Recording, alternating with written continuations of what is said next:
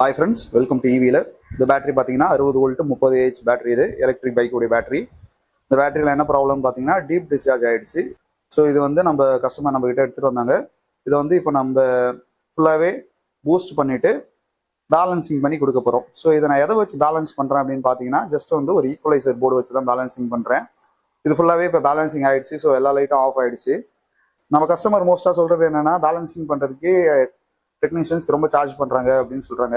அது எதனால் சார்ஜ் பண்ணுறாங்க அப்படின்னு பார்த்தீங்கன்னா இந்த பேலன்சிங் பண்ணுற மிஷின்ஸ் வந்து ரேட் ரொம்ப காஸ்ட்டாக வரும்.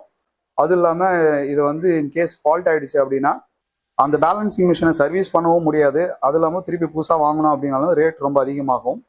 ஸோ என்னுடைய டிப்ஸ் என்ன டெக்னீஷியன்ஸ்க்குன்னு பார்த்தீங்கன்னா இந்த மாதிரி ஒரு ஈக்குவலைசர் போர்டு ஒரு 3 board 13S 16S 20S 48 volt 60 volt 72 வோல்ட்டில் இந்த மாதிரி ஒரு 3 ஈக்குவலைசர் போர்டு வாங்கி வச்சுட்டாலே போதும்.